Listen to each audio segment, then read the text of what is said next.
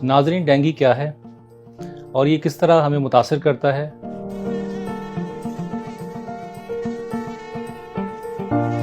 नाज़रीन, डेंगू एक ऐसा मर्ज़ है जो कि एक वायरस से फैलता है और इस वायरस को एक मच्छर, जिसको एडीज़ मच्छर कहा जाता है, ये एक बीमार शख्स से वायरस को लेकर तो दूसरे सेहतमंद शख्स को जब काटता है तो इस तरह ये वायरस फैलता है।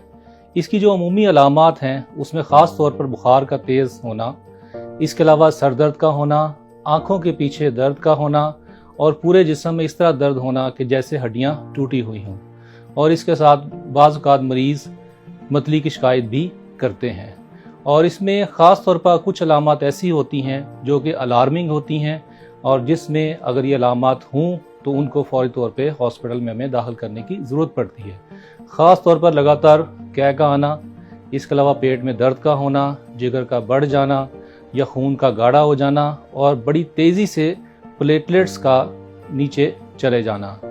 और ऐसे जो मरीज़ होते हैं जब उनको हम दाखिल करते हैं तो उनमें बुनियादी तौर पर हमें एक तो प्लेटलेट्स के ऊपर नज़र रखनी होती है, क्योंकि अक्सर मरीज़ ऐसे होते हैं कि जिनके अंदर प्लेटलेट्स बड़ी तेज़ी से कम जाता है। और दूसरी जो बात है वो ये है कि इनके अंदर एक पेचीदगी होने का ख़तरा होता है, जिसको हम लीकेज सिंड्रोम या फिर ब्लीडिंग का सिंड्रोम भी कहा जाता है, कि जिसमें खून एकदम मुख्तलिफ जिस्म के हिस्सों से निकलना शुरू हो जाता है। जहाँ तक इसकी इलाज का ताल्लुक है तो इलाज इसका बुनियादी तौर पर यही है कि हम बुखार को कम करने की अद्वियात ही सिर्फ इस्तेमाल करते हैं। बाकी जो इलाज है उसका इन्हिसार मरीज़ के प्लेटलेट्स के नंबर के ऊपर होता है कि अगर वो बड़ी तेज़ी से नीचे गए हैं और साथ में ब्लीडिंग का ख़तरा है तो हम प्लेटलेट्स उसमें देते हैं, ख़ास तौर पे अगर उसकी तादाद 10,000 से नीचे जाती है। और दूसरी जो इसमें इलाज है वो ये होता है कि इसके मरीज़ के जो ब्लड प्रेशर है और पानी की कमी है उसका ख्याल रखना होता है।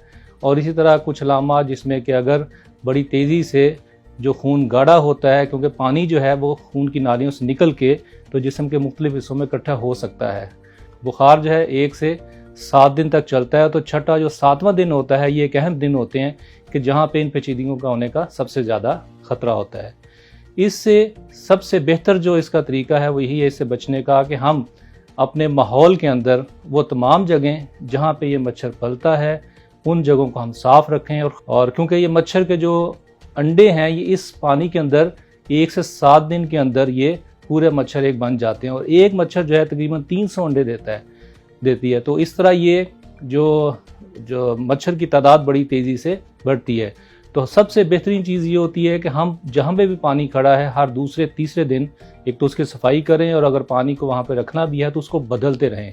और ये सबसे अहम बचाव का तरीका है।